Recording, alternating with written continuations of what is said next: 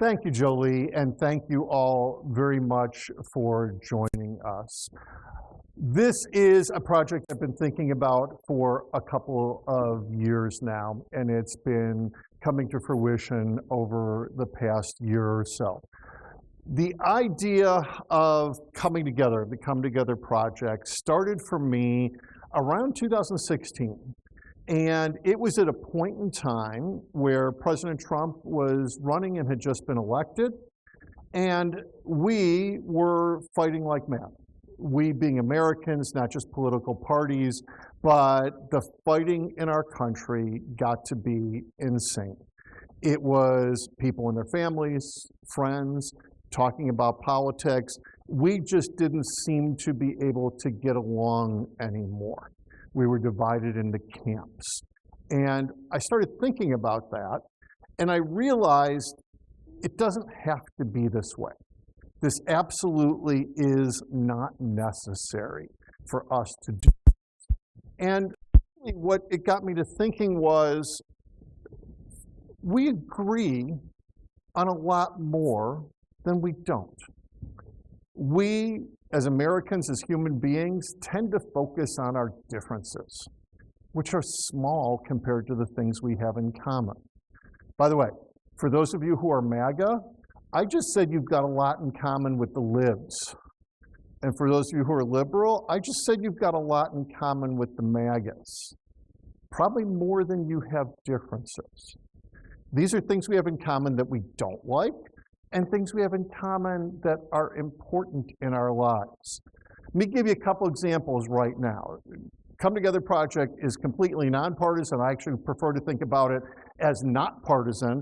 I don't really like either political party, and I don't think the solutions to our problems lie with our current political party system. We'll talk about that today. So I don't care what your partisan background is. How many of you right now think our government is doing a great job, a bang-up job? That would be 0 hands for those of you watching at home. How many of you think one of the two big political parties represents you really well, that they represent your interests? Republican or Democrat, doesn't matter. Interesting. And by the way, let me ask a question a different way. How many of you think that big corporations and the people who own them tend to dominate our lives and have too much influence in our society? Oh, look, almost all the hands. No clue what your political affiliation is. These are common things that cross borders. You hear people on the left complaining about them. You hear people on the right complaining about them. We all talk about how our government is broken. And this got me thinking. I was looking at things starting in 2016, and that election triggered me in a very different way than it did other people. I had Trump-hating friends who were triggered to cancel people in their lives. I can no longer be friends with you if you voted for him. I have MAGA family members and friends who couldn't talk to anyone, who didn't think Trump was good and was the thing that the country needed. Families started to split apart. Family dinners that might have been tough already, people stopped going to. We started to assume an enormous number of things about anybody who we identified as being on the other side. We can give them a chance to explain it. You voted for your MAGA, you voted for that side. I don't want to talk to you. I don't want to hear it. You're evil. You're a liberal. You must be evil. You want babies killed. Every kind of liberal wants babies killed, don't they? You must be evil. This is where our country got to. I want to go through this and break it down a little bit more. We're going to talk about 4 big picture things today. The first one is, why do we fight? Because there's actually a lot of information out there that I've been putting together over a number of years on why we fight. The second, who benefits from the current situation? I teach political science. If you've taken any political science class with me, you know that the single most important two words in the English language, if you're not sure why something is happening, turn to the situation and ask who benefits from this situation. That's the place to start looking for answers. Next, how do we come together in our own lives? And I've started working on this and asking students to help me out and test this. And I do it in my own life. I do it with cab drivers, especially if I find out they're conservative cab drivers. I'm not naturally conservative. I want to find out what they're thinking and what they believe in. And I want to get inside of their heads, figure out how to come together, find things in common. And then once we figure out how to come together, the next step is changing society. I don't think we can change our politics. I don't think we can change our economics without changing our society. I think we are at the peak, maybe not, of about a 45-year cycle of our society going in a very specific direction. And it's going to take a long time to change that. The biggest thing is, I think instead of a society based on community, we have become a society based on individuals and individualism. And I think that is being taken advantage of, and it's leading to an enormous number of our problems. So let's start with a couple people yelling at each other. This might be your family at the, how many of you have this family at the dinner table? Where you yell at each other, friends where you yell at each other? I'm sorry. Maybe we can work on that a little bit today. Politics and society have become a team sport in this country. And not only do I think we are lesser for that, but I think that there's a small group that's using that against us. And I think we are so far into it that we can't help ourselves. We look at everything as teams. Not only are we opposing teams, but we're opposing teams that have to hate each other. We can't like anything about the other team. We cannot see any good in the other team. If we find out you are playing for the other team, we instantly judge you for that. We instantly put you into a negative category, and that's it. There's no discussion at that point in time. There's no need for discussion. I know everything I need to know about you.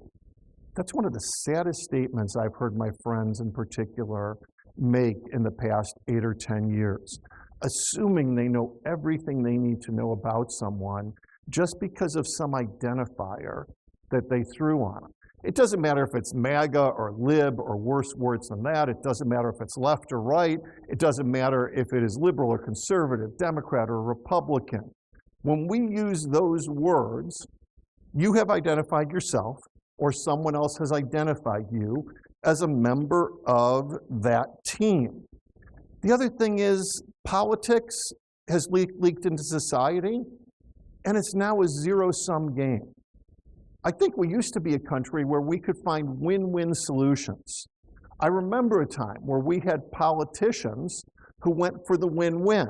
There might be a politician on the left who said this very strongly and one on the right who said that very strongly. And then they did this thing that is apparently illegal now in our society. They tried to come to consensus. How dare they? They found answers. They each gave up something. They each got something. Not only does our politics not work that way anymore, our society doesn't work that way anymore. And that's an enormous issue that we are facing. So where does that bring us to? Here's another great set of assumptions that we're taught to make on a daily basis. The culture wars. We are stuck in the culture wars.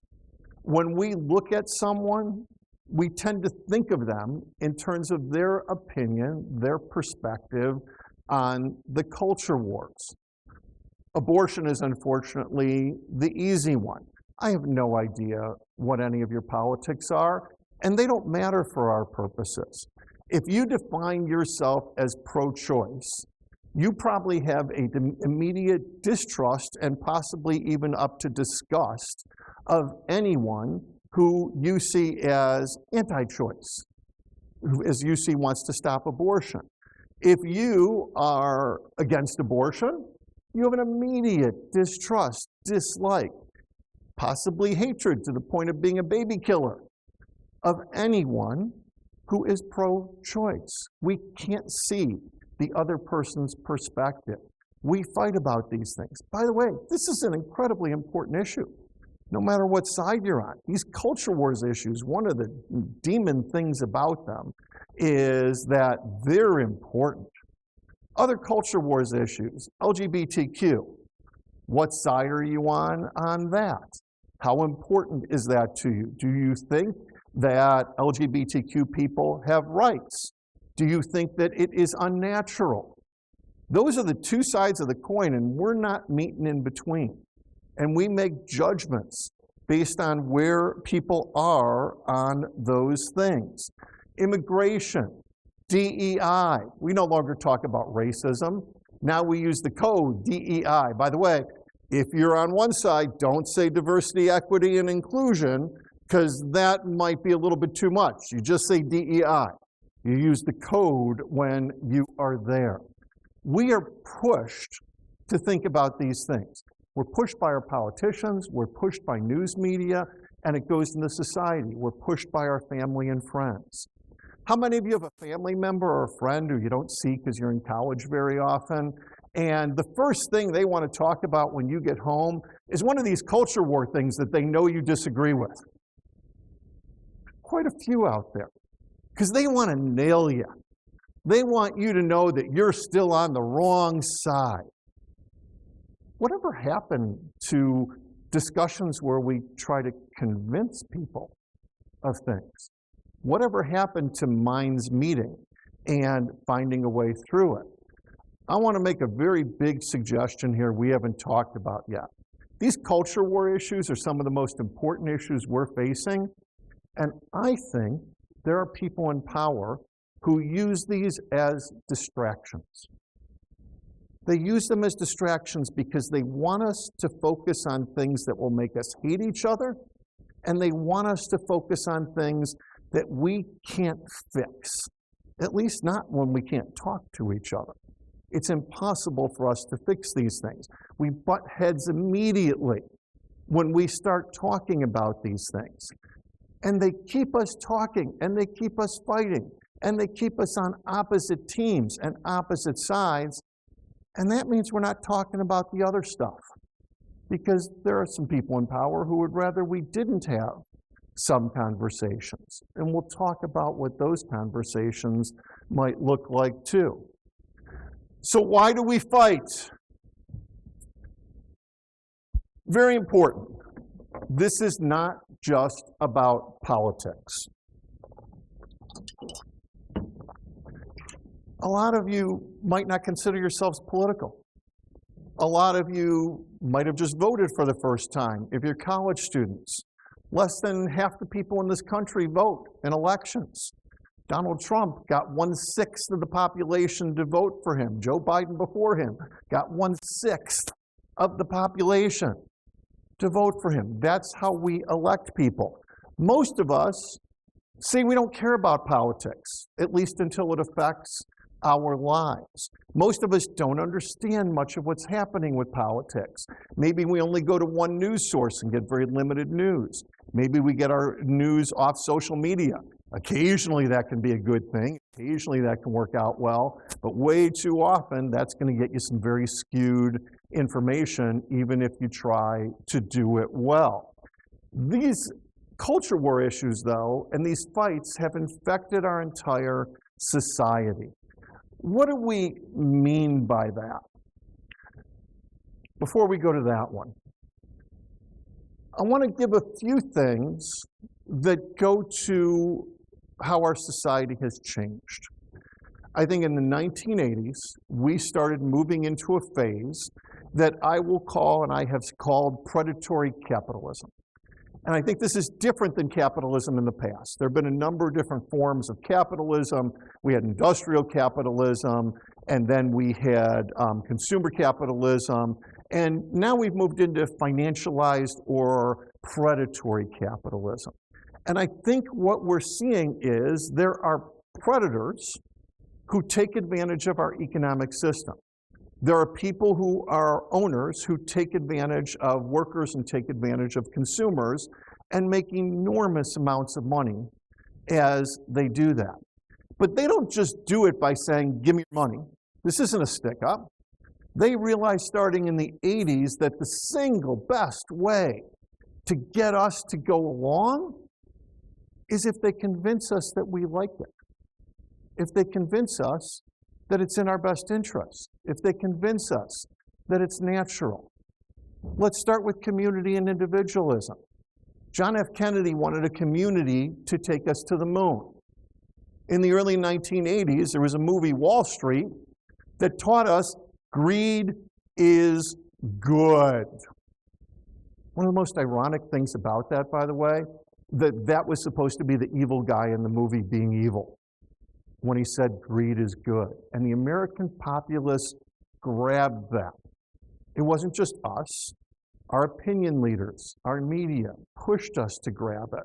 We moved toward individualism, rugged individualism, just like we always had in this country. We were built by rugged individuals. I'm sorry, it's completely false. We were built by communities. We were built by people barn raising together.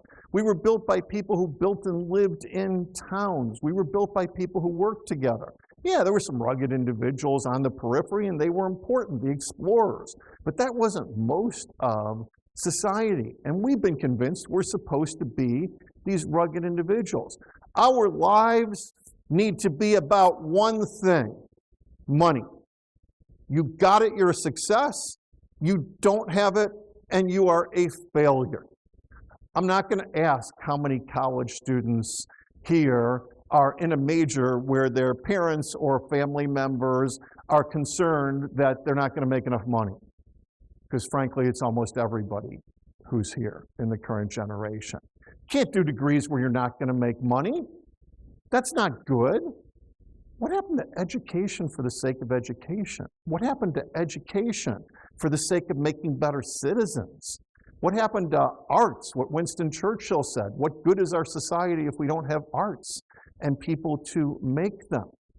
These are things we've been talked into that aren't natural. Our focus on money is incredibly important, and our focus on consumerism.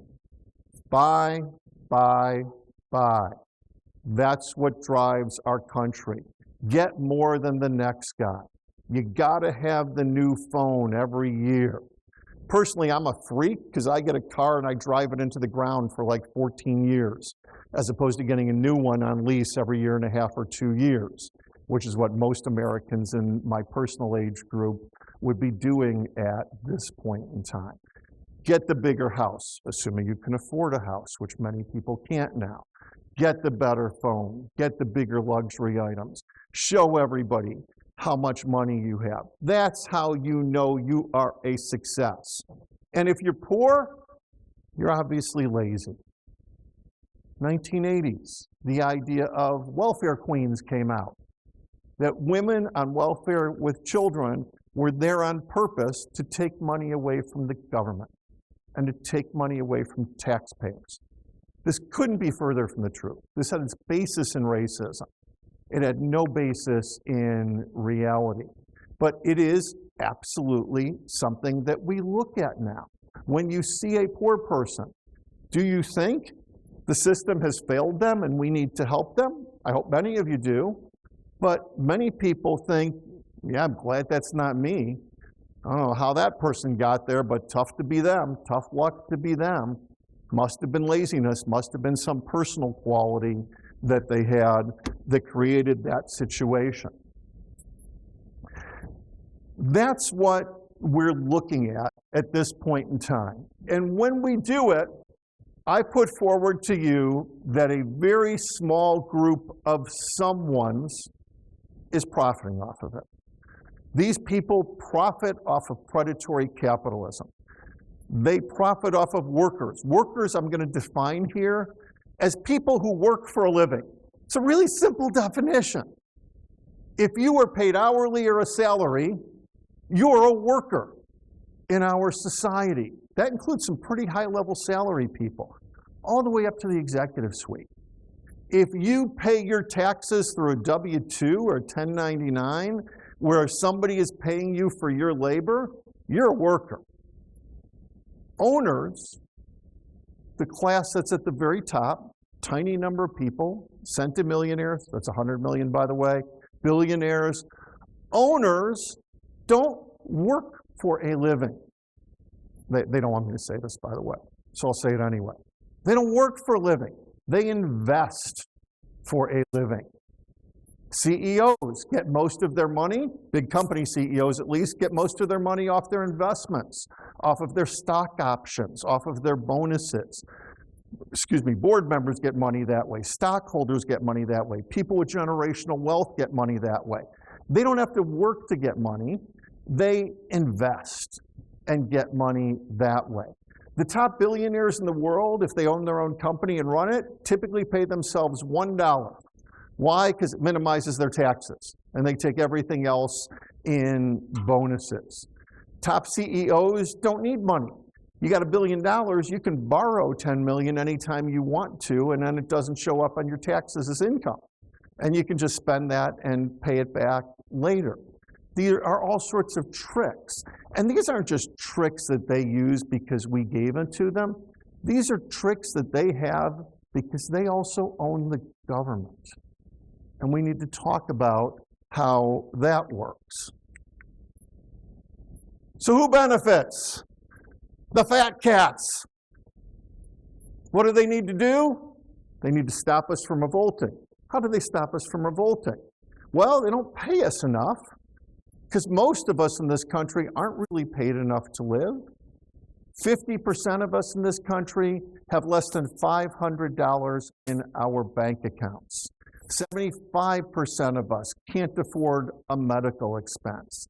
85% of us aren't going to be able to afford to retire when we get to age 65 and even 75 and 80. We should be revolting. Our inequality is about as bad as the French Revolution, except that they distract us. They distract us with culture wars. They distract us with media. They distract us with Dancing with the Stars. They distract us with The Apprentice, and now we get to see The Apprentice live. They distract us with all kinds of reality TV, and they own the news. So we don't even get good news, and they gobble up the news, and they don't like any competition in the news. So we see the things they want to see us. It's not nonstop, oh, this billionaire is a great guy. Rather, it is, don't look behind the curtain. Don't look at what is really happening. Understanding the owning class. It's all about money and politics. This is the key to understanding how the owning class does it. We shouldn't hate billionaires just because they have $1 billion. You need better reasons than that. So let's go for a few reasons. The number one problem I have with billionaires is they use their money to buy government. They use their money to get power by lobbying legislators, by paying for their campaigns, and then those legislators work for them, not us. And there are many studies that have been done of bills in Congress showing that anytime there's contention, the bill always goes to the rich people. And then those legislators that they bought pass laws for them, like lower capital gains taxes, like low regulations that mean that they can pollute more, or that mean that they can do more unsafe products, like allowing them to buy as many news outlets as they want and getting rid of neutrality in the news. They set up this political situation that benefits the ultra-rich. Why do they pay less taxes? Because they bought people to make laws to let them pay less taxes. This is the problem. There's another side to billionaires too. I don't think any human being believes that anyone earned $1 billion. What could you possibly do to earn $1 billion? It's insane. How do they get it? Some of them inherit it.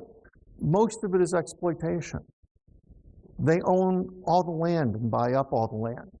There are a few companies buying all the houses in the United States they can get their hands on right now to raise housing prices.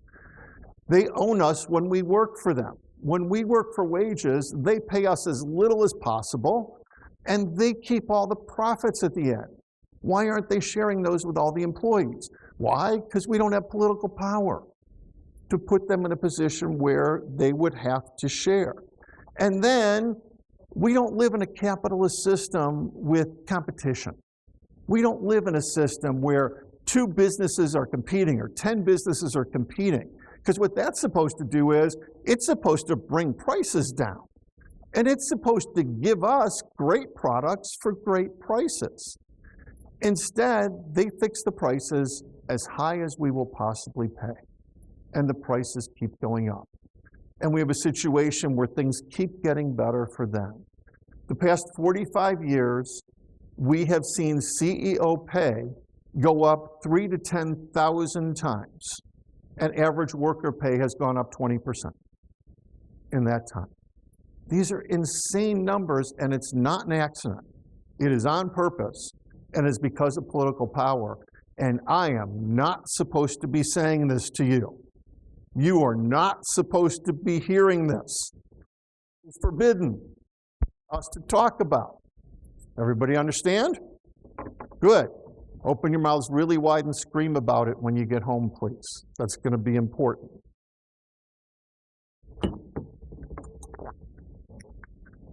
And the CEOs are playing the long game. In 1980, there were 0 billionaires. In 1983, there were 3 billionaires. Now we have about 600 billionaires in the United States and many more across the world, and their income grows on a daily basis. One billionaire who we will go nameless played the short game with the current election, invested $125 million, and in the first 2 weeks after the election got a return of $400 million on that. Y'all got $125 million to invest in an election? You can make really good profits off of it if you do. So who's benefiting again? The predatory capitalists, the predatory class. Our entire society is based around them. Here's the big factor, folks, and this is a one that we can't teach in grade school because it's so radical. It's so revolutionary because it's true. We're not a democracy. Democracy means rule for the people. Rule for the people. We are a plutocracy. It's a form of oligarchy. Some people, critics, are calling us an oligarchy now. I'm pretty sure we're a plutocracy, which is rule for the rich.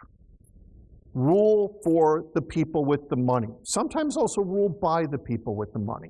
But it's more important they control the government than that they are actually in the government. This by itself defines the vast majority of the issues in the big picture. If you consider that we are a plutocracy, not a democracy, and I challenge you to look far and wide and get as much evidence as you can. I think it's pretty easy and everything's out there. Got a lot of it on the Come Together Project website that you can look at. If you look at the evidence, it's all there. And that's why we are where we are in life right now.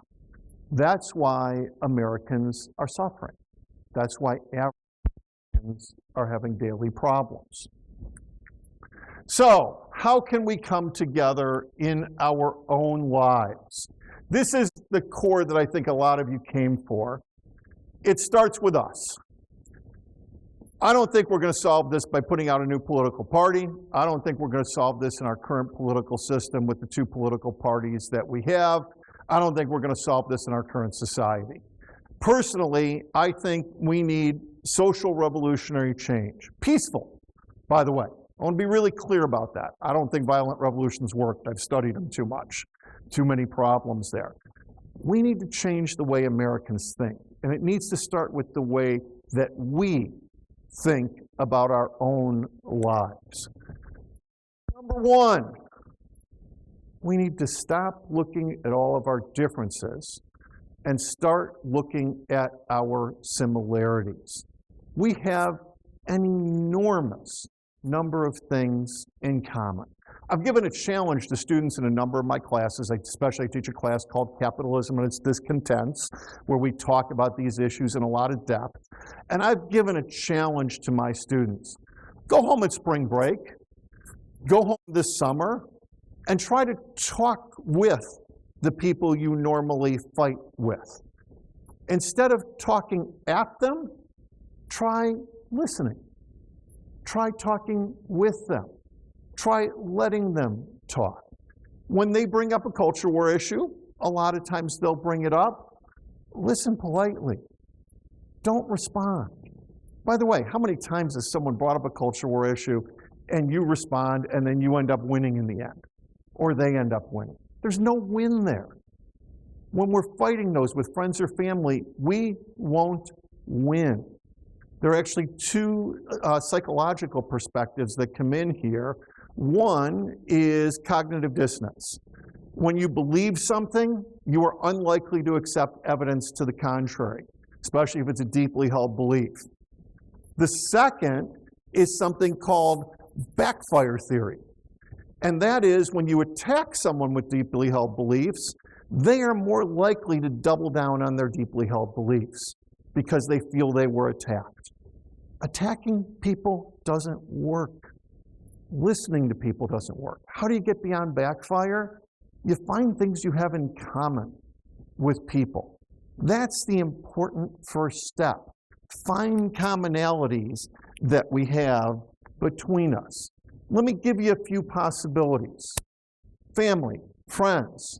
How many of us think our healthcare system is great? How many people do you know in your life on all sides that complain about our healthcare system? Costs are too high. I don't get to pick my doctor. I'm moving out of a job. I have to change healthcare. I lose my job. I lose my healthcare.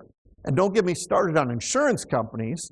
Pretty sure you can talk about insurance companies to anybody in this country who doesn't work for one, and you're going to get a lot of things in common that you talk about. How about the cost of housing? Housing's too expensive. How about getting good jobs where we can work 40 hours a week and actually get paid enough money to survive?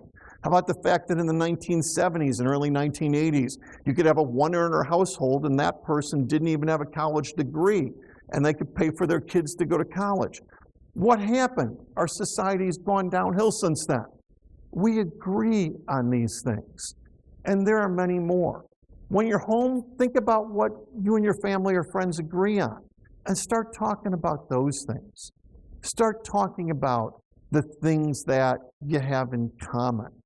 You don't need to talk about the things you don't have in common at all because you're never going to win. At least not until you make friends with your family again. At least not until you're on speaking terms, such that you can talk about these things over the dinner table without yelling happening. This is an insanely hard first step because you need to eat it. You need to be the person who's bigger than the other side. By the way, the cool part is, I love it when this happens, by the way. If they expect you to fight and you don't fight, they're probably going to be shocked. They're going to wonder if their friend or child was eaten by a body snatcher. And then if you try to find things you agree on, they're going to be even more shocked in a good way. And they may change their perspective, and that may help you have deeper conversations later.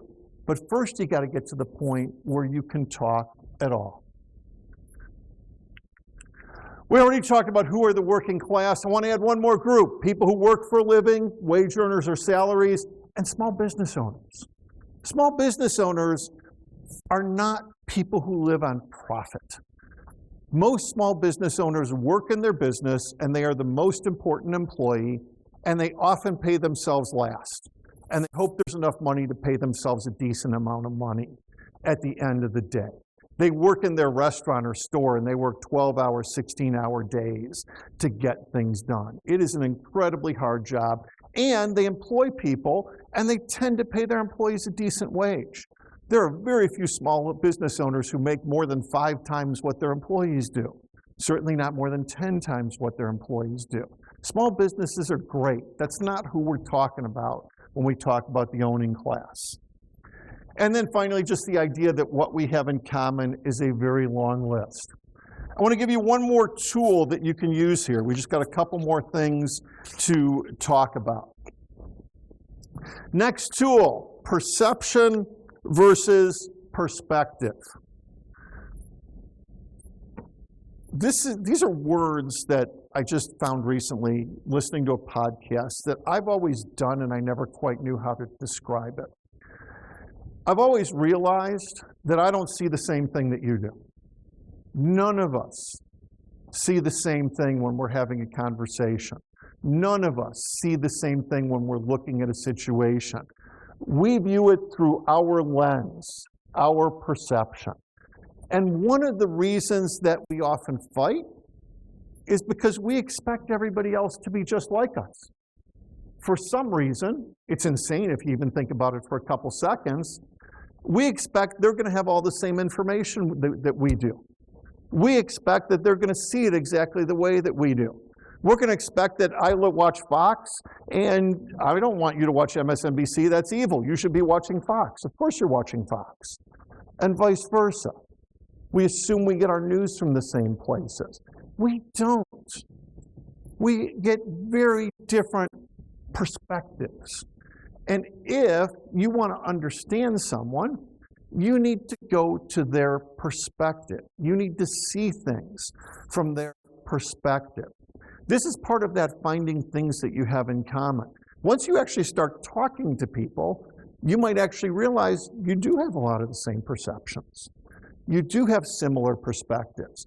You might come to respect each other and see, oh, you've got a different perspective, but I can live with that. We can talk about that and work with that. That's hard to do, but it's incredibly important. I'm going to challenge you to do this. The next time you run into somebody who's on the opposite political side of a culture wars issue, try to figure out why. Many of us come down to, I don't care why. They are, let me use race as an example. They are racist. Or, on the other side, they have been completely brainwashed by DEI. Those are kind of the two opposite sides of the spectrum for us right now. Most of you probably think one of those is stupid, by the way. Most of you probably think it's insane that somebody could have one of those two perspectives. And a lot of people do. A significant percentage of our country do. If you think about, let's take DEI as an example. Why does someone believe DEI is bad? They probably watch news sources that tell them DEI is bad. They probably have always been in a political party that is now telling them that DEI is bad. They probably listen to radio and podcasts telling them that DEI is bad. And once they get that information, back to cognitive dissonance and backfiring, it's really hard to fight that. They're going to be in that position. If you are anti-racist, you probably see people of color as humans. You see people as equal. You realize there are systemic problems in our society. And the other side's not going to understand that at all. They're not going to know where you're coming from. We need to put ourselves in not just in other people's shoes, but in other people's heads if we're actually going to be able to come together personally. And if we don't come together personally, we are never going to come together as a society. Final piece. What can we do to change society?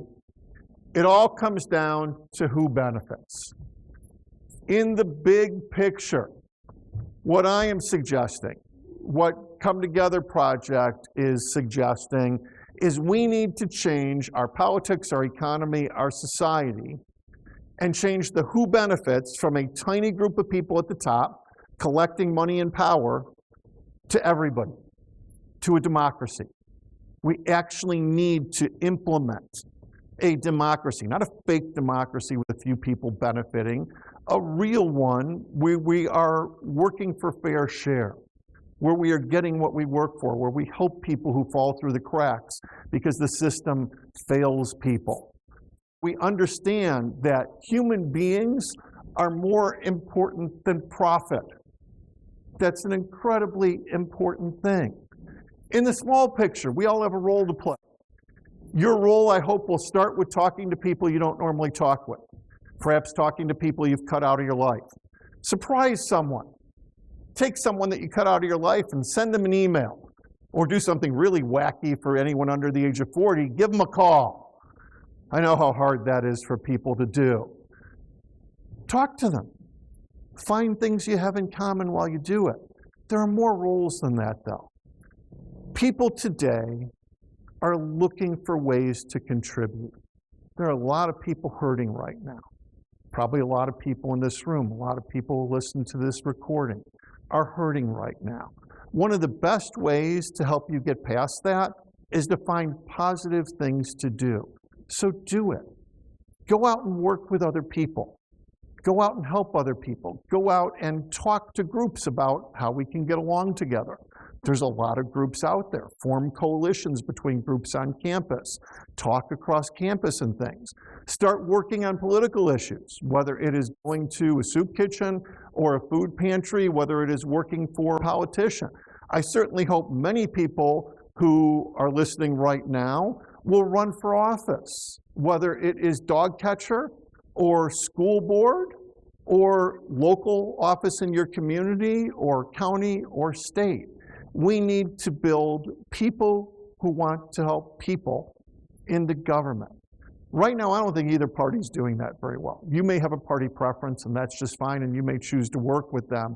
But if you do, I encourage you to bring human beings into the center of the party, to bring people into the who benefits side of the party and challenge others on that, to always put that at the center. We need to listen to each other in all parts of our lives. That's a big thing that we personally can do and encourage others to do. Build and rebuild community. We have been purposefully separated. Politicians sometimes call it atomized. We've been blown apart into our individual shells. We need to help each other. By the way, remember when I said 85% of people aren't going to be able to retire? I certainly hope you're in that 15%. That is, by the time you get to retirement age. But we're going to have to help people in that position. Those people are going to need others to support them because they have pretty small families in many cases, and their families aren't always there. We need to help each other when we have economic issues, when we have social issues. We need to form better communities, just going out more instead of texting. Okay, I know some people text while they're out and you don't actually talk to the person across the table. Human connection is important. Human connection is something that helps to bring us back together. And I suggest very strongly we need to focus on the problems we can solve first before we do the hard stuff. I'm going to give you a problem that's huge, but I think most of us can contribute to. Poverty. How do we fix poverty? First, you put resources into it locally. Then you get state and federal governments to do it. You build shelters for people. You make housing and get people into housing. You help people get out of poverty. You work on job training programs and encourage job training programs in your community. You get more affordable child care in your community. Get your local government, your state government to provide more affordable child care in your community. And you work hard to improve education. Get on damn school boards. Every human being over the age of 18 can get on a school board. If you think schools are going in the wrong direction, do something about it. It's one of the most basic things in our society. Volunteer your time to get into that position, regardless of your age or education level or what you do for a living. You can help. And again, working locally. What are the answers? Each of us is a part of the solution. We've spent a lot of time on that. We need to make people more important than profits. We need to get money out of politics. Didn't talk about that much, but that's the center of the plutocracy, is money in politics. And we need to move back from individualism to community values. In the end, it's actually kind of simple. We need to start pushing for democracy. We need to start talking about what real democracy looks like. Not just one person, one vote, because the people who spend a lot of money get all the power in that system. How do we get a democracy where the people are at the center of it, where the people elect the legislators, where the legislators are accountable to the people, and where the people benefit from the system? It's going to take an enormous amount of work, and if we don't each take a part in it, it's not going to happen, because the people with the power and the money are going to keep taking advantage until we push back. I want to thank you for coming. I'm happy to answer questions, but I really appreciate you being here. Thank you very much.